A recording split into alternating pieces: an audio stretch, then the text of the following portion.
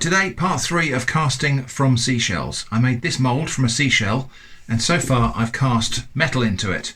Today, I'm going to try casting resin.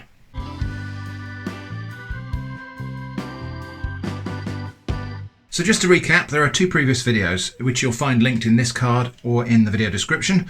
I made this mould from a seashell, which I then poured molten pewter into and made these 2 castings, which are decorative but not very useful.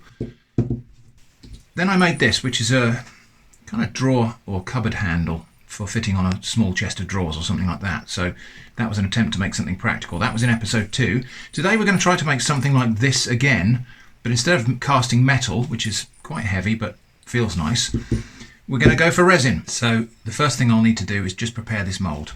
And as before, we're going to be embedding a screw into the middle of the mould so that it gets built into the casting. This might be a little bit more tricky than it was last time because there's an extra cut line there now. But let's see how far we get. Yeah, I think that's going to be okay. I'm going to have to tape this shut because the resin will tend to seep through the crack even when it's closed with the copper wire. Let's just try putting this screw in place first. About like that, so it's sticking through into the middle and it's going to get cast inside the resin and then pushed all the way over. I just need to make sure that that gap there closes, which I'll do with a tiny bit of gaffer tape, which I don't expect will stick all that well to silicone, but let's have a go. Probably good enough for the moment. And as before, the purpose of these rings is not to squeeze the mould, but rather just to keep it closed, just to constrain it. So I just need to make sure that the part line is closing as neatly as possible, which it really kind of isn't now that I've made that cut. That was a bit of a potential gaff, I think. I'm going to try to pull that together somehow. I think we'll get some stickier tape. Let's get that bit of tape out of there. And I've got this stuff which is T-Rex tape. Very, very sticky. Let's see if I can close it up with this.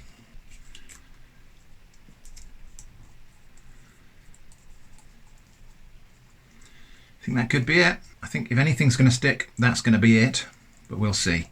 This could fail if the resin just pours out of that gap. Now, resin time.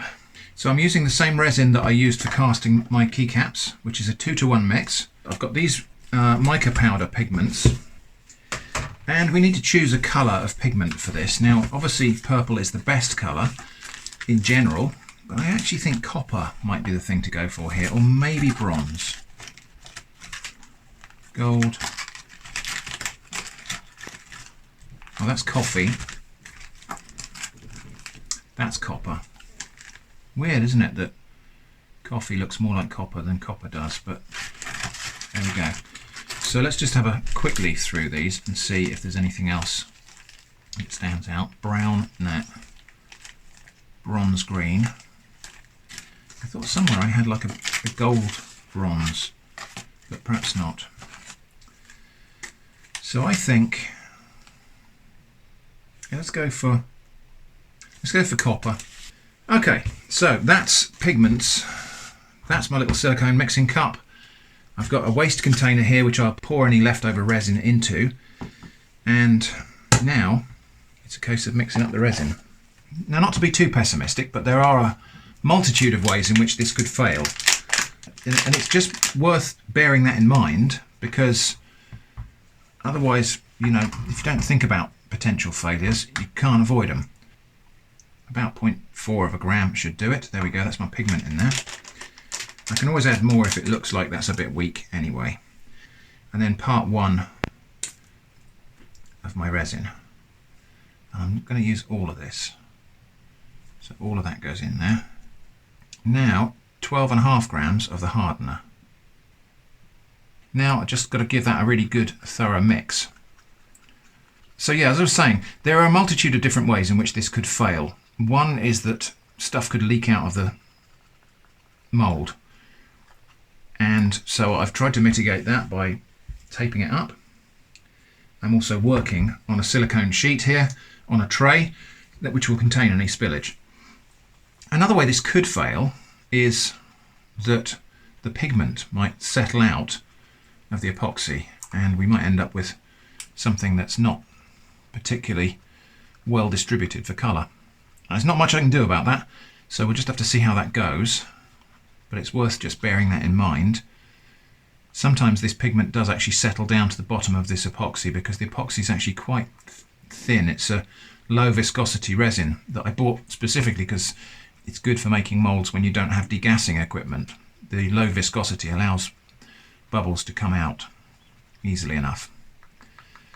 However, it does mean that it finds gaps in your moulds, and it does mean it doesn't suspend the pigments quite so well. But we'll see how we get on. Anyway, I'm just going to let that sit for a moment or two, just to let any bubbles come to the surface. Ideally, I would have liked to flame that, but I don't have the facility to do that up here in the studio safely. Right, so now I'm going to pour that into the mould in a relatively thin stream to allow the bubbles to come out.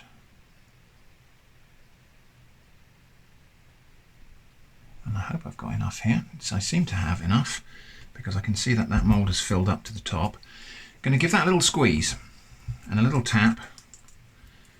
Don't know really how effective this is. It may not be all that effective at all, but just to give the bubbles a chance to come away from the edges. It's not a big deal if there are bubbles because I've got a plan for that as well. But yeah, so we had actually more resin there than I thought we would need. I'm going to pour in an extra bit because the bubbles do tend to come up to the top, and also that will just give it some volume to refill those voids created by the bubbles. So that's my mould ready and done. So the rest goes into my waste epoxy container, which at some point in the future I will turn into something, but at the moment it's just accumulating layers of different colours of epoxy. Now, with these being silicone cups and plastic tools, all of the waste resin here will just snap off of them when it's cured. So I can then break that up and add it as little infill pieces in my waste epoxy container.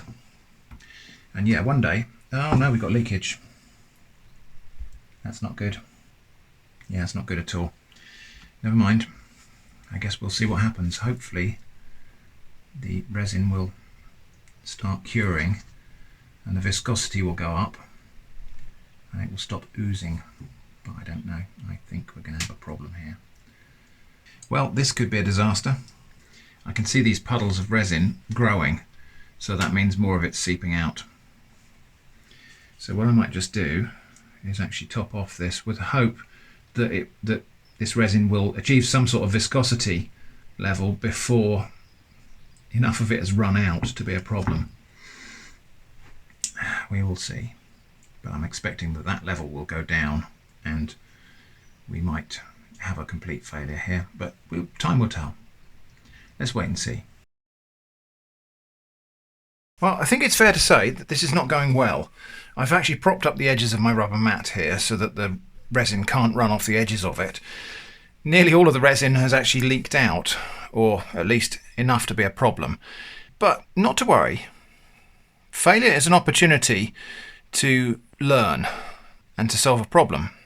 So what I'm doing at the moment is probably not a very elegant solution to this problem, but I'm going to give it a go anyway. So I'm just scraping up the resin that's leaked out and putting it back in the top. Now that might seem like an utterly futile venture, and perhaps it is, but as I'm doing this, this resin is thickening. It's already more viscous than it was when I first put it in. So there's a chance that I will reach equilibrium, and I'll get to the point where it's too thick to leak out before I actually run out of resin. Chance. I don't recommend this as a strategy. So let's have a think about some of the other things we could do to mitigate this failure. I mean, obviously the problem here is that the mould isn't sufficiently closed up for this resin.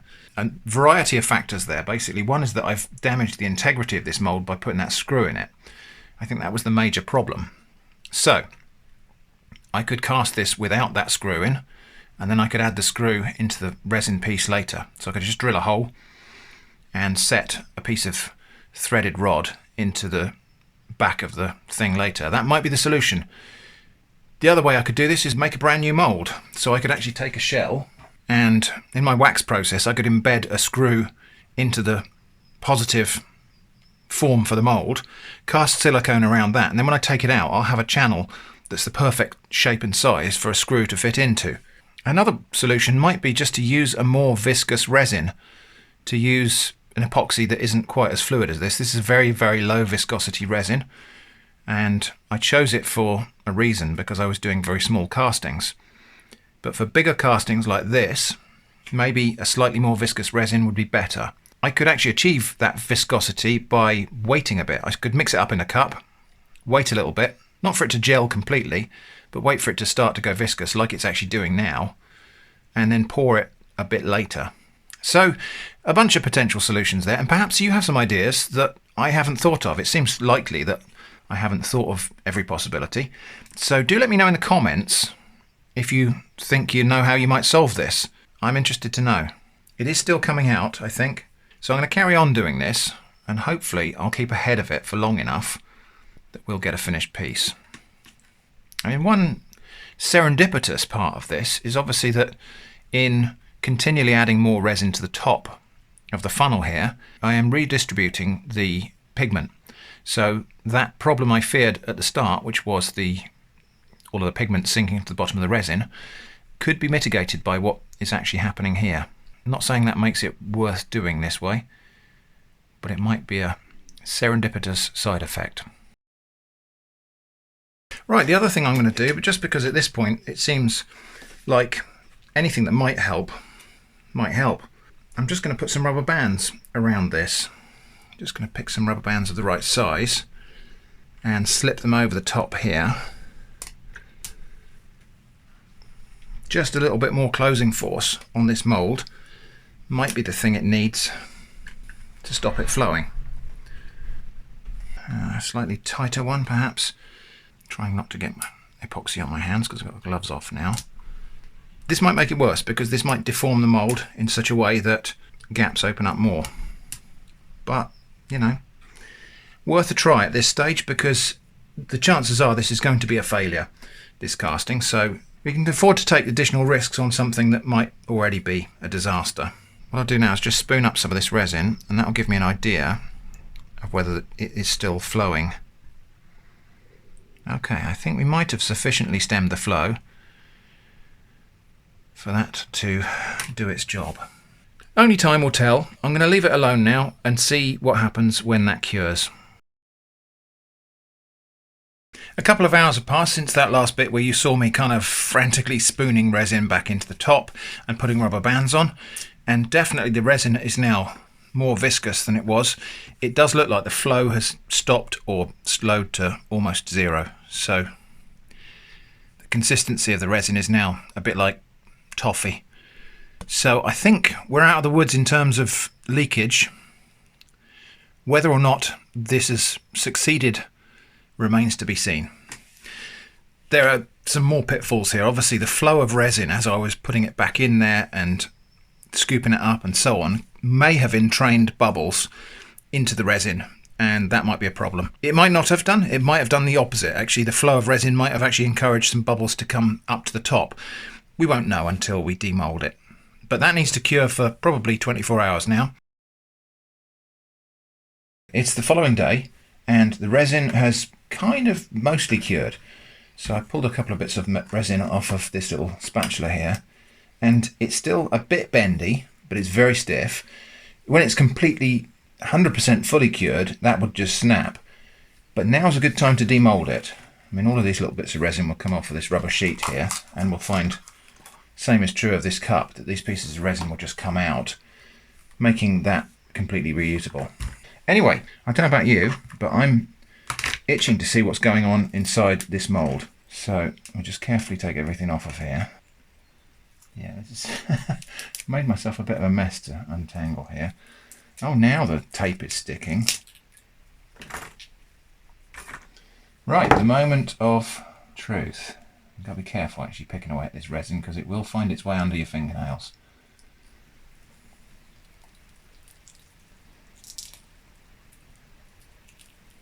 Well, it's not looking very coppery, it's looking rather kind of chocolatey, if anything. I'm just going to ease that mould away from the various bits of the casting. Well, there it is, and out it comes. Not terrible. Nice clean mould actually, very few bubbles, maybe a few at the top here. Yeah, nice casting. Nice, especially coppery, I would say. But, you know, not bad in other respects. And the mould, I think the mould will just clean up just fine. There's no damage to that. There's a few little bits of resin stuck in various places. Some of the flash from this casting process has stayed on the sides of the mould, so I'll have to clean that off carefully before we try to use this again. It did occur to me that actually one way we can make this less prone to leakage is counterintuitively to make that hole bigger, because what's happening here, I think, is where that hole is not the diameter of this screw that we put in there, when I put the screw in, the cut sides of the rubber there can't close back up again because this is too big for the hole. So if I was to actually drill that hole out a bit bigger, a bit closer to the diameter of this screw, I reckon the rest of the mould will close up more readily around it. So that's something to try for a future casting, probably not this video. Right, so we got a few bits of flash to clean up. And I think we'll probably just find those snap off. Fortunately for me, they are on the back of the casting, so they're not going to be obtrusive. But we can just trim those away, and that's another reason to do this now before the resin is completely cured, because at the moment it's still slightly soft and it will cut like hard rubber rather than like glass. I'll probably try and clean the resin off of here by putting a nut on there and screwing it down. A little bit of trimming up to do. So I'll cut off this sprue, and this piece I'll slice up and it will go in my inclusions into my resin waste pot. And then I'm going to see if on this test piece here, I'll use the sprue actually for testing. What happens when I sand this? Do I get more of a coppery colour if I sand and polish this back? And then I think we'll try and put a patina on it. Resin on this is cured nice and hard now. I'm just going to test on the sprue here how this takes to a little bit of gentle burnishing with the rotary tool, because on the end here it is actually quite metallic and shiny. It's just on there it isn't. So yeah, I think that has actually made it a little bit more metallic. Probably hard to tell on the camera there, but to my eye in the room here, yeah, that's definitely more coppery on that surface that I've just polished.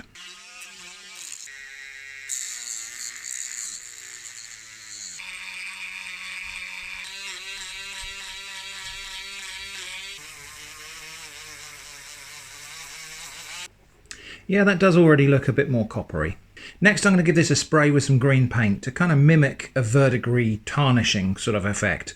To get the paint I went to Halfords and bought some car spray paint and just looked around for the colour they had that was closest to kind of verdigris green, which today was Rover Java green. It looks a bit more blue to me than what you're seeing on the camera, I think.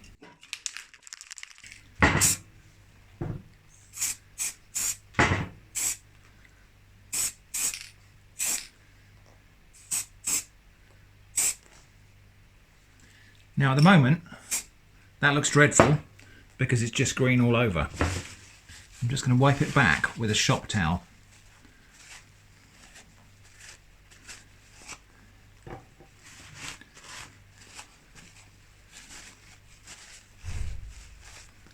And the green stays in all the little crevices and the copper is exposed on the high spots.